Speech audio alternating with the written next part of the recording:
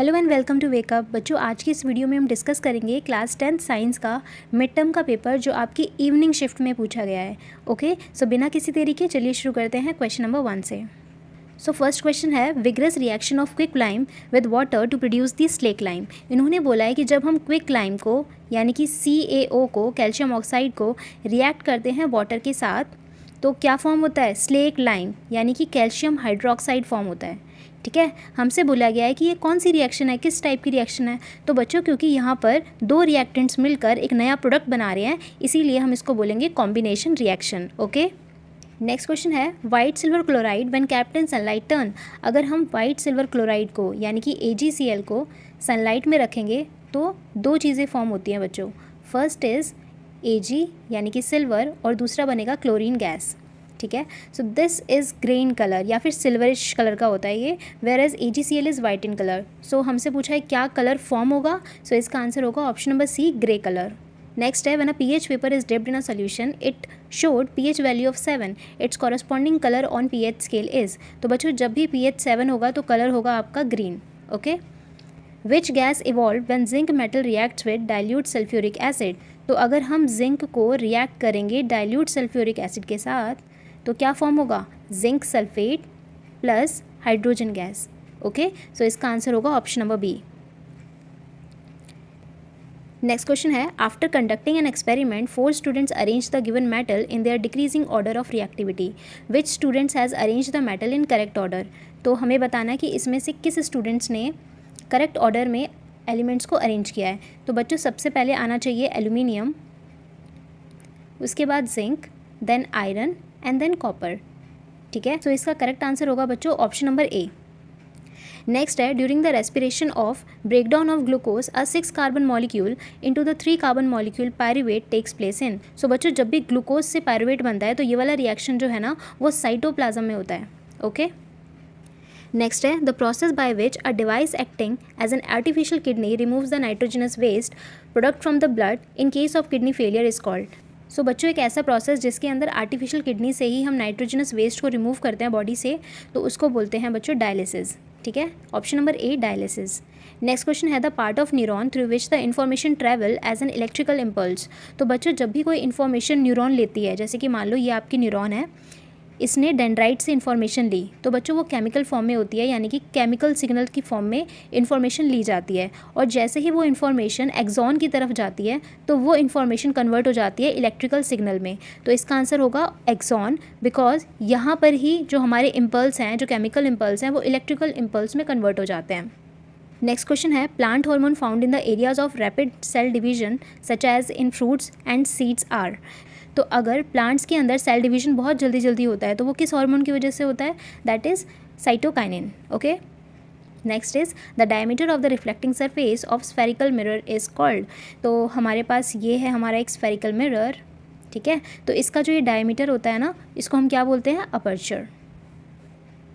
Next question है when the object is placed in front of concave mirror of focal length 10 centimetre. So हमारे पास एक concave mirror है और हमने क्या किया, एक ऑब्जेक्ट को कनकेव मिरर के सामने रख दिया at a focal length of 10 centimetre. ठीक है, it is found that the real and inverted image is form. तो बच्चों, जो इमेज फॉर्म हुई है that is real and inverted. Real का मतलब होता है इन फ्रंट ऑफ मिरर और इन्वर्टेड का मतलब होता है उल्टी। ठीक है, और किस डिस्टेंस पे बनी है? 25 सेंटीमीटर। सो दिस इज़ 10, क्योंकि ये फोकल लेंथ है, और यहाँ से लेके यहाँ तक का डिस्टेंस बच्चों 25 है। What is the sign convention used for the distance of object and the distance of image. अब क्योंकि बच्चों हमारे ऑब्जेक्ट और इमेज दोनों ही लेफ्ट साइड पे है, इसीलिए दोनों के पास क्या आएगा? Negative sign. सो इसका करेक्ट आंसर होगा option number D। Next is which of the following correctly represent the power of spherical mirror. तो बच्चों, पावर का फॉर्मूला होता है 1/f, तो correct answer is A option. Next question है the size of pupil in the eyes is controlled by the dark muscular diaphragm called. तो pupil के size को कौन कंट्रोल करता है? तो प्यूपिल के साइज को कंट्रोल करता है iris. Next is the minimum distance eight which object can be seen without the strain on eyes. तो मिनिमम डिस्टेंस बच्चों जब भी पूछा जाएगा तो उसका आंसर होगा 25 सेंटीमीटर, और अगर आपसे फार पॉइंट पूछा जाता तो वो होता है आपका इन्फिनिटी। नेक्स्ट क्वेश्चन है विच of the following comprises of abiotic components of an ecosystem. तो एबायोटिक कंपोनेंट का मतलब होता है नॉन लिविंग कंपोनेंट कौन सा है? तो वाटर, सॉइल और टेम्परेचर, ये तीनों ही क्या है, एबायोटिक कंपोनेंट, नॉन लिविंग है, ठीक है। तो इसका करेक्ट आंसर होगा option number B. Next is in the food chain given below how much energy will be available in the third trophic level. तो इस क्वेश्चन में हमें बताना है कि कितनी एनर्जी अवेलेबल होगी थर्ड ट्रॉपिक लेवल में। ग्रास के पास कितना है एनर्जी, सो इट इज़ 10,000, ठीक है। 10,000 का 10% करेंगे तो कितना आएगा बच्चों, ये हो जाएगा आपका 1000, ठीक है। तो बच्चों ये 1000 है ना, ये आपके डियर के लिए अवेलेबल है, यानी कि सेकंड ट्रॉपिक लेवल के लिए। अगर हम थर्ड ट्रॉपिक लेवल की बात करें तो हमें लायन के लिए निकालना है, सो अगेन हम इसका 10% निकालेंगे, सो ये हो जाएगा आपका 100। सो इसका करेक्ट आंसर होगा बच्चों 100 जूल। अब जो हमारे नेक्स्ट क्वेश्चन हैं वो असर्शन एंड रीजनिंग पे बेस्ड हैं, जिसमें हमें बताना होता है कि कौन सी स्टेटमेंट करेक्ट है और कौन सी स्टेटमेंट रॉन्ग है, ठीक है। तो फर्स्ट क्वेश्चन है ionic compounds conduct electricity in मॉल्टन state. बिल्कुल सही स्टेटमेंट है। आयनिक कंपाउंड्स जो होते हैं ना, जैसे NaCl, नमक को पानी में डालोगे तो वो इलेक्ट्रिसिटी कंडक्ट करेगा। इसका रीज़न हमें दिया हुआ है, electrostatic force of attraction between the ion of ionic compounds are overcome due to the heat and the ions can move freely. और इसका रीज़न हमें दिया गया है because of the electrostatic force of attraction. बच्चों होता क्या है कि जब भी हम आयनिक कंपाउंड को पानी में डालते हैं ना, तो वो आयन्स फॉर्म करते हैं, ठीक है, आयन्स फॉर्म करते हैं। तो आयन्स जो है ना, जब भी किसी सोल्यूशन में अवेलेबल हैं तो वो इलेक्ट्रिसिटी को कंडक्ट करते हैं। तो ये बिल्कुल सही रीज़न दे रखा है। तो इसका आंसर होगा assertion is true, reason is true and reason is the correct explanation of assertion, ठीक है। क्वेश्चन नंबर 18 में दिया है transpiration help in absorption and the upward movement of water. तो ट्रांसपिरेशन जो होता है वो पानी को ऊपर पहुंचाने में, अपवर्ड मूवमेंट कराने में हेल्प करता है। तो ये स्टेटमेंट बिल्कुल सही है। रीज़न दिया हुआ है during transpiration diffusion play a major role in transportation in tall plants. तो ऐसा नहीं होता, डिफ्यूजन जो है वो इंपॉर्टेंट रोल प्ले करेगा in transportation in tall plants. तो रीज़न गलत है बट असर्शन सही है। So A is true but R is false, ठीक है। नेक्स्ट क्वेश्चन में हमसे बोला है the tendrils of the pea plants climb up other the plant और the object by the means of tendrils. तो जो टेंड्रिल्स होते हैं ना पी प्लांट्स के, तो वो पी प्लांट जो होता है ना, वो दूसरों की मदद लेकर, मतलब टेंड्रिल्स की हेल्प लेते लेते वो ऊपर की तरफ मूव कर सकता है, क्लाइंब कर सकता है दूसरे प्लांट्स पे, ठीक है। सो टेंड्रिल्स क्या होते हैं, these are sensitive to touch. उसको टच करते हो तो वो कर्ल हो जाता है। The part of tendrils is contact with object does not grow as rapidly as part from the object. So बच्चों असर्शन भी ट्रू है, रीज़न भी ट्रू है, और रीज़न जो है ना वो करेक्ट एक्सप्लेनेशन है असर्शन का, ओके। क्योंकि टेंड्रिल्स जो होते हैं ना, these are the soft stems, बिल्कुल छोटे छोटे ऐसे कर्ल जैसा आपने स्ट्रक्चर देखा होगा जो अपवर्ड मूवमेंट में हेल्प करता है, ठीक है। क्वेश्चन नंबर 19 में बोला है cataract help in small children usually and can lead to complete loss of vision. तो बच्चों कैटरैक्ट जो है ना वो ओल्ड पीपल में दिखता है, चाइल्ड में तो नहीं दिखता। तो first statement is wrong. Next है when cataract occur crystalline lens become milky and cloudy. तो आपने देखा होगा कि जो बूढ़े लोग हो जाते हैं उनकी आंखें थोड़ी धुंधली धुंधली सी दिखती है, यानी कि उनमें तो कुछ मिल्की मिल्की सा आपको नजर आएगा।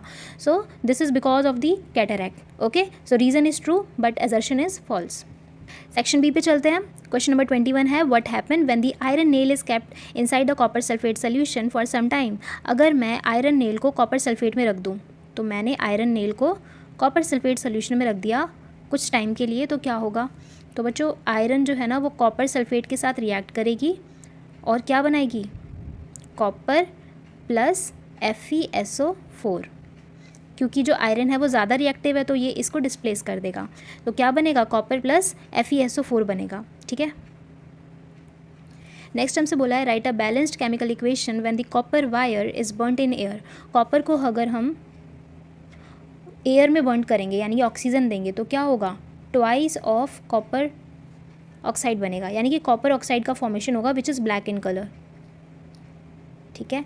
So what is the colour of the product, black colour होता है। Name the reducing agent. हमसे ये भी पूछा है कि रिड्यूसिंग एजेंट क्या होगा। तो रिड्यूसिंग एजेंट वो होता है जो दूसरों को रिड्यूस कर दे, यानी कि खुद तो ऑक्सीडाइज हो जाएगा पर दूसरों को रिड्यूस कर लेगा। तो यहाँ पर कॉपर को देखो, खुद तो ऑक्सीडाइज हो गया है ना, खुद ने ऑक्सीजन ले लिया है, तो इसीलिए हम इसको बोलेंगे रिड्यूसिंग एजेंट, ठीक है। नेक्स्ट क्वेश्चन है why sodium and potassium kept immerse in kerosene oil. तो सोडियम पोटेशियम को कैरोसिन में इसलिए रखा जाता है बिकॉज जो सोडियम एंड पोटेशियम है वो बहुत ज़्यादा रिएक्टिव है। तो अगर उसको पानी या फिर ऑक्सीजन देंगे तो ब्लास्ट कॉज कर सकता है, एक्सप्लोजन कॉज कर सकता है, ठीक है। तो इसीलिए उसको प्रिवेंट करने के लिए, एयर के कॉन्टैक्ट में ना आए, इसलिए हम उसको कैरोसिन ऑयल में रखते हैं। नेक्स्ट हमसे पूछा है which are the main organ for the excretory system in human body. तो एक्सक्रीटरी सिस्टम में चाहिए होता है ureter, urinary bladder and urethra. Next is which part constitute the peripheral nervous system. तो पेरिफेरल नर्वस सिस्टम में आता है cranial nerve which arise from the brain और दूसरा होता है बच्चों spinal nerve which arise from the spinal cord. Next is name the receptor associated with our sense organ for taste and smell. तो taste के लिए होता है गस्टेटरी रिसेप्टर एंड स्मेल के लिए होता है ऑल्फैक्टरी रिसेप्टर। नेक्स्ट क्वेश्चन है the radius of curvature of spherical mirror is 30, find the focal length. तो बच्चों एफ का फॉर्मूला होता है, फोकल लेंथ का फॉर्मूला होता है r/2 और यहाँ पर r की वैल्यू कितनी है 30, सो 30/2 इज़ 15, तो इसका आंसर होगा 15 centimetre. Next is define the power of accommodation. तो पावर ऑफ एकोमोडेशन का मतलब होता है कि ability of eye lens to adjust its focal length. जो हमारा आई लेंस है ना वो अपनी फोकल लेंथ को चेंज करता रहता है, एडजस्ट करता रहता है पास के ऑब्जेक्ट को देखने के लिए और दूर के ऑब्जेक्ट को देखने के लिए, ठीक है। So this is called the power of accommodation. So basically it is the ability of the eye lens, ठीक है।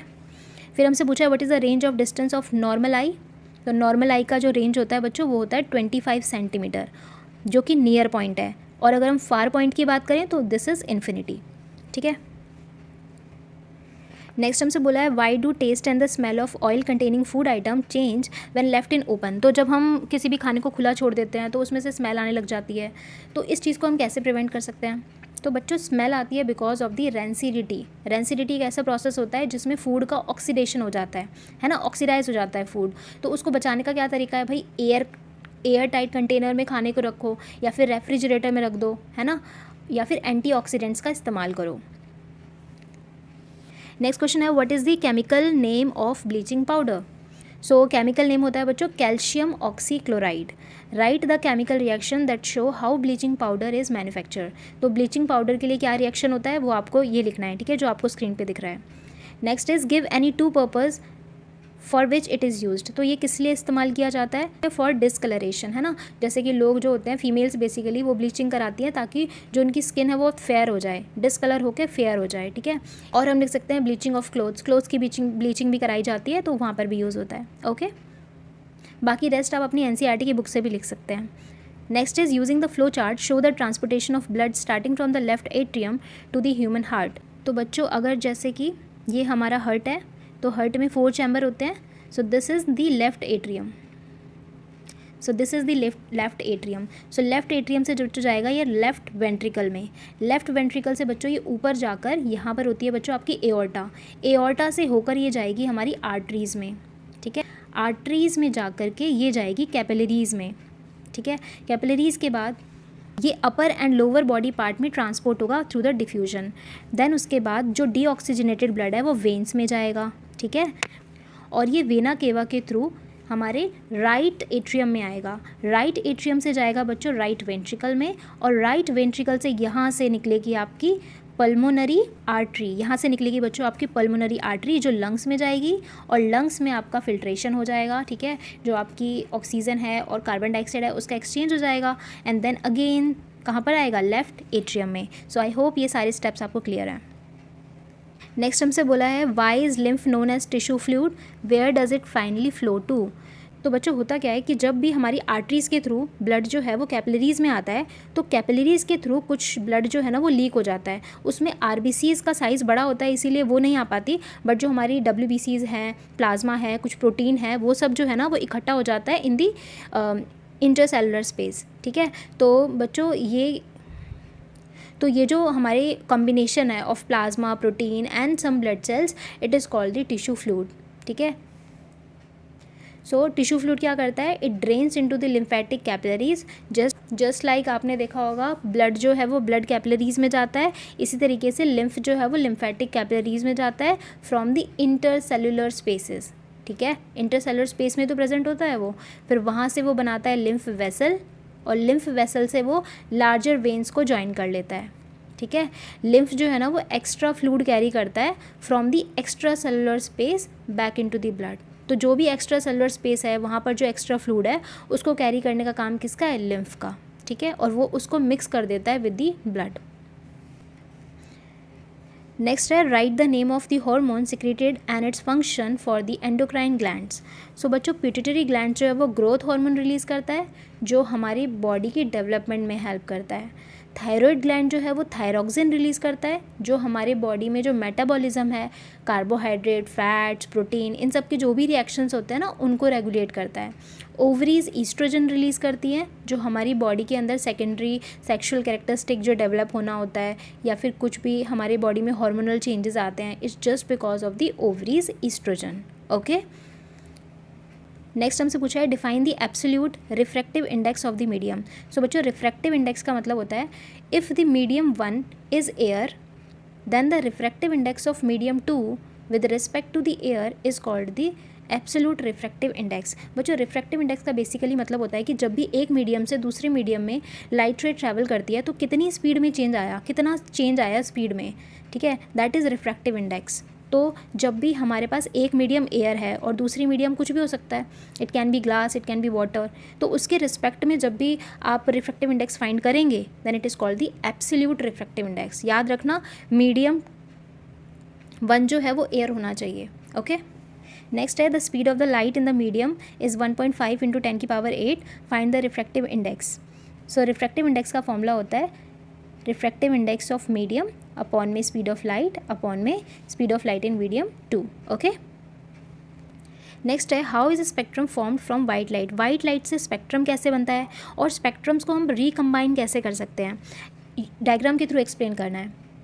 तो बच्चों, स्पेक्ट्रम जो है ना वो डिस्पर्जन ऑफ लाइट के थ्रू फॉर्म होता है। प्रिज्म से रिफ्लेक्शन होता है ना, जैसे मान लो ये प्रिज्म है, यहाँ से लाइट रे आएगी, है ना, और यहाँ से इतना सारा डिस्पर्जन हो जाएगा 7 कलर्स में। तो आपने ये देखा होगा, this process is called dispersion, है ना। तो अगर आपको कंबाइन करना है तो इसके लिए आप ये वाला डायग्राम बनाकर आएंगे। ओके, नेक्स्ट हमसे पूछा है how is ozone formed at the higher level of atmosphere. तो बच्चों, जब हमारी ऑक्सीजन कंबाइन होती है विद नेसेंट ऑक्सीजन, ठीक है, ऑक्सीजन का एक ही एटम होगा, तो क्या बनता है, ओजोन का फॉर्मेशन होता है।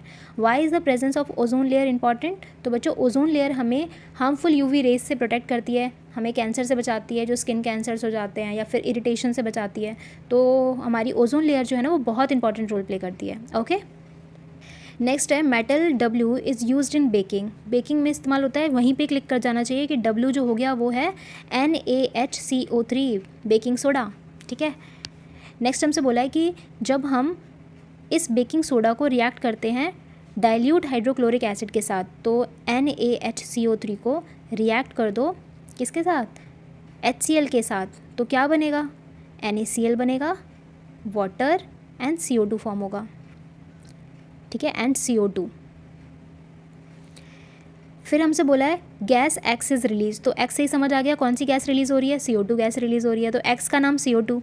When X is pass through lime water, अब ये जो X है यानी कि जो CO2 है उसको हमें लाइम वाटर से पास करना है। सो हमने CO2 को किसके थ्रू पास किया, लाइम वाटर, यानी कि CaOH2 के साथ, ठीक है। तो क्या बनेगा, कैल्शियम कार्बोनेट बनेगा और वाटर बनेगा, ठीक है।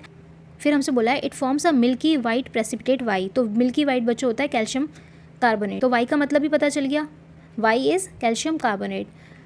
When excess X is pass through, यानी कि CO2 को जब हम बहुत सारा पास करते हैं किसके थ्रू, वाई के थ्रू, यानी कि कैल्शियम कार्बोनेट के थ्रू, सो वो एक कलरलेस सब्सटेंस फॉर्म करता है जिसका नाम है Z। तो ये कह रहे हैं कि जब हम कैल्शियम कार्बोनेट के थ्रू एक्सेस में CO2 पास करते हैं, ठीक है, तो और वाटर भी दे देते हैं, तो क्या फॉर्म होगा, कैल्शियम हाइड्रोजन कार्बोनेट, ठीक है, which is a colourless new substance.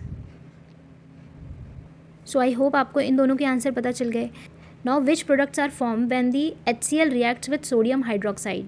तो अगर हम HCl को रिएक्ट करते हैं सोडियम हाइड्रोक्साइड के साथ, this is acid this is base, तो न्यूट्रलाइजेशन रिएक्शन हो जाएगा, यानी कि NaCl बनेगा, नमक बनेगा और वाटर रिलीज हो जाएगा, ठीक है। So this process is called the neutralisation reaction, और इसमें जो pH होता है दैट इज़ 7।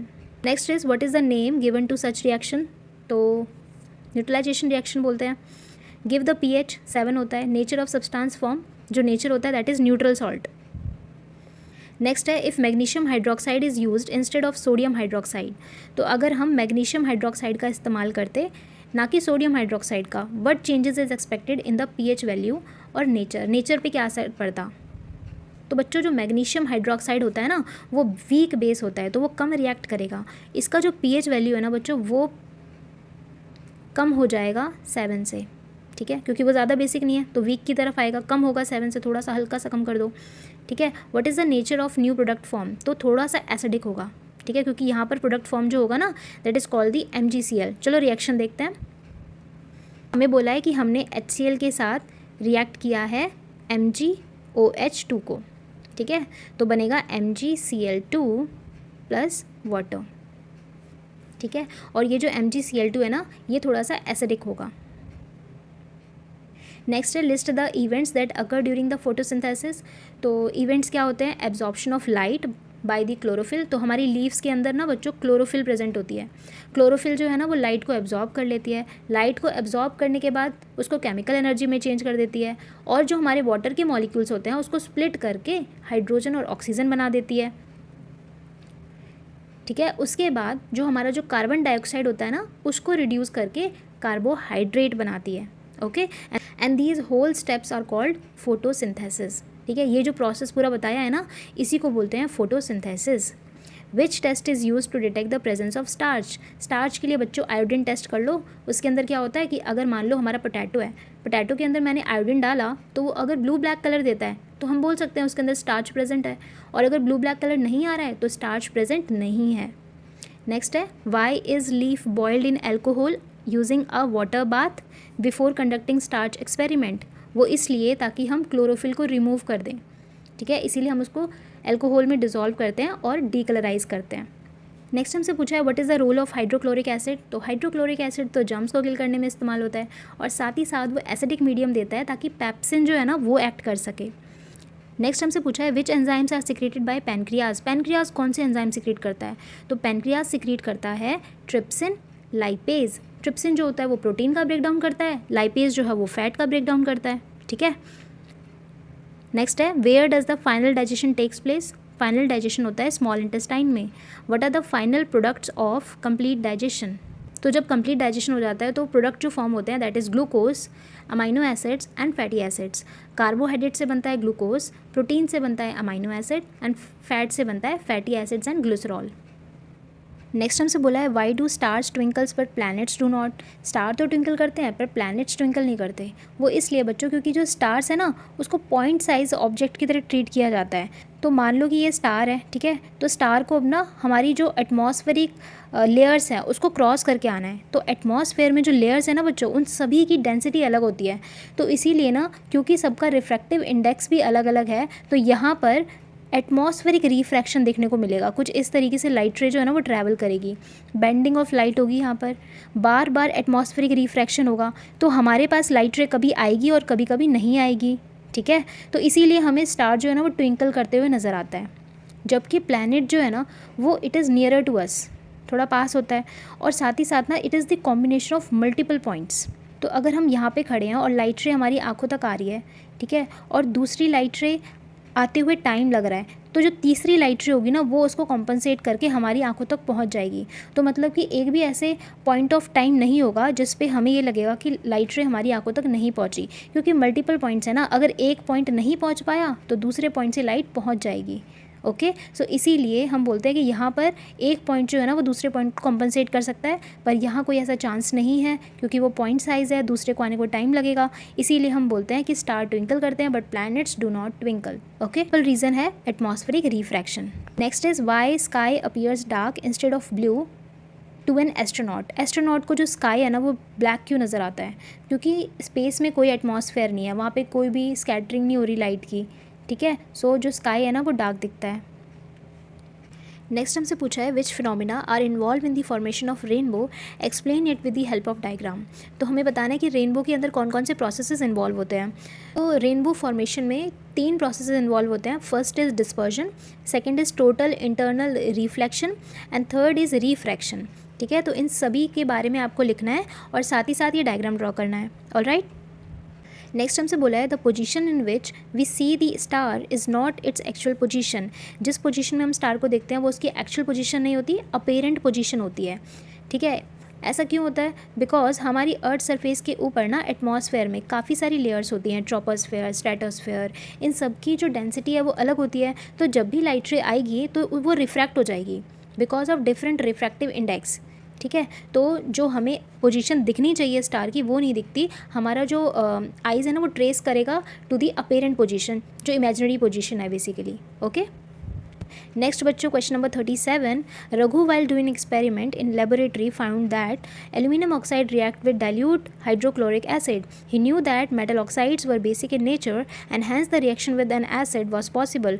तो रघु जो है ना वो एक्सपेरिमेंट कर रहा है, उसने देखा कि जो एल्यूमिनियम ऑक्साइड है वो डाइल्यूट हाइड्रोक्लोरिक एसिड के साथ रिएक्ट हो रहा है। ठीक है भाई, उसको पता है कि जो मेटल ऑक्साइड्स होते हैं वो बेसिक नेचर के होते हैं। ठीक है, and hence the reaction with an acid was possible, तो एसिड के साथ रिएक्शन हो सकता है। Okay. To his surprise, aluminum oxide also showed sign of reaction when added to sodium hydroxide. जब एल्यूमिनियम ऑक्साइड को सोडियम हाइड्रोक्साइड में डाला गया तो उसको कुछ अलग दिखा। He discussed his observation with his teacher. उसने टीचर को बताया Why did aluminium oxide react with both acid and base? तो बच्चों जब भी आपको ऐसा कहीं दिखे कि कोई मेटल ऑक्साइड है वो एसिड के साथ भी रिएक्ट कर रहा है, बेस के साथ भी रिएक्ट कर रहा है, तो उसको बोलते हैं एम्फोटेरिक ऑक्साइड। क्या बोलते हैं? Amphoteric oxide. Next is what is the difference in the nature of aluminium oxide in above two chemical reaction. तो बच्चों पहले जब हमने एसिड के साथ रिएक्ट करा था तो एल्यूमिनियम ऑक्साइड बेसिक नेचर का था, जब हमने बेस के साथ रिएक्ट किया तो एल्यूमिनियम ऑक्साइड एसिडिक नेचर का था। तो दोनों में ये रिएक्शन में डिफरेंस है। ओके, नेक्स्ट आपको लिखना है बैलेंस्ड केमिकल इक्वेशन, तो ये वाली इक्वेशंस आपको लिखनी है। ओके, नेक्स्ट है Poonam was sharpening a pencil using a sharp blade in her right hand. Suddenly her hand slipped and she got her finger of left hand cut deeply with the blade. She pulled back her left hand quickly. She felt no pain but could see the blood was oozing out of the wound. Soon she started to feel pain and tried to stop bleeding by applying pressure over the injury. So बच्चों पूनम जो है वो अपनी pencil को sharp कर रही थी, ठीक है, शार्प ब्लेड से अपने राइट हैंड के थ्रू. ठीक है, अब अचानक से उसका हाथ जो है ना वो थोड़ा हिल जाता है तो उसके लेफ्ट हैंड पे गलती से ब्लेड लग जाता है. जैसे ही ब्लेड लगता है तो वो अपने हाथ को पीछे की तरफ मूव करती है. उसको कोई दर्द नहीं होता पर उसका ब्लड जो है ना हाथ से निकल रहा होता है. जब वो प्रेशर अप्लाई करती है तो ब्लड जो है वो रुक जाता है. So due to which process did the above sequence happen. ये जो उसने पुल बैक किया अपने हाथ को, ऐसा क्यों हुआ? Because of the reflex arc, है ना. जब भी हम किसी गर्म दूध को छूते हैं मान लो तो हम अपने हाथ को फटाफट से पीछे करते हैं because of the reflex action, है ना. Which part of the nervous system is involve in the above incident. Reflex actions बच्चों स्पाइनल कॉर्ड कंट्रोल करता है, तो इसका आंसर होगा स्पाइनल कॉर्ड. नेक्स्ट है pain was felt after some time by Poonam. Poonam को थोड़ी देर बाद दर्द क्यों होता है? क्योंकि जब उसको चोट लगती है ना उस टाइम उसका जो मैसेज है वो स्पाइनल कॉर्ड के पास जाता है, उस टाइम ब्रेन के पास मैसेज पहुंचा नहीं होता है. ठीक है, सो रिले न्यूरॉन के बाद it was send to the motor neuron. जो मोटर न्यूरॉन है उसको मैसेज दिया जाता है to make the muscle function. उसके बाद बोला जाता है मसल्स को to pull back the hand, अपने हाथ को पीछे मूव करो. ठीक है, since the brain got the message later, क्योंकि ब्रेन को बाद में इंफॉर्मेशन मिलती है इसीलिए पेन जो है ना वो थोड़ी देर बाद होता है. ठीक है, नेक्स्ट हमसे पूछा है what is the benefit of such process in above reaction.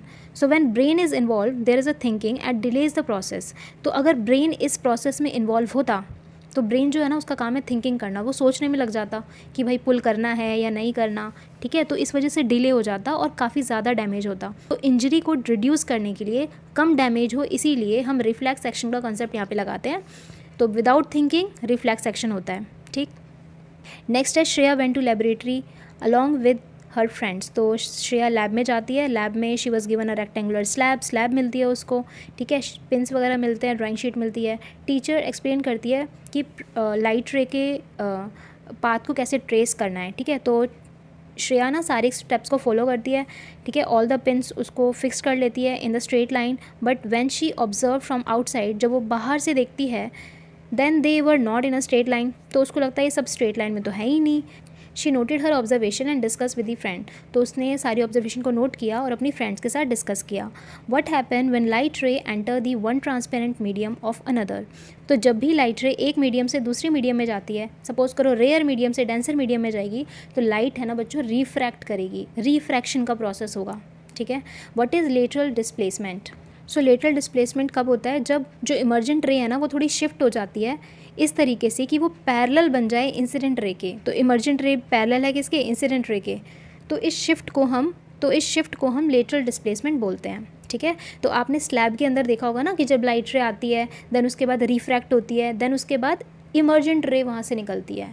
ठीक है, इंसिडेंट रे को आप ट्रेस करोगे ना तो दोनों पैरेलल नज़र आएंगी. तो इस शिफ्ट को हम बोलते हैं बच्चों लेटरल डिस्प्लेसमेंट. ओके, नेक्स्ट हमसे बोला है 2 transparent medium taken are water and kerosene. 2 transparent medium है, एक वाटर है दूसरा kerosene. Kerosene floats over water, kerosene float करता है। कोई चीज़ फ्लोट कब करती है? जब उसकी डेंसिटी कम होती है ना। तो यहाँ पर सिंपल सी बात है, वो फ्लोट इसीलिए कर रही है क्योंकि उसकी डेंसिटी कम है, तो उसका जो ऑप्टिकल डेंसिटी होगी वो क्या होगी? ज़्यादा।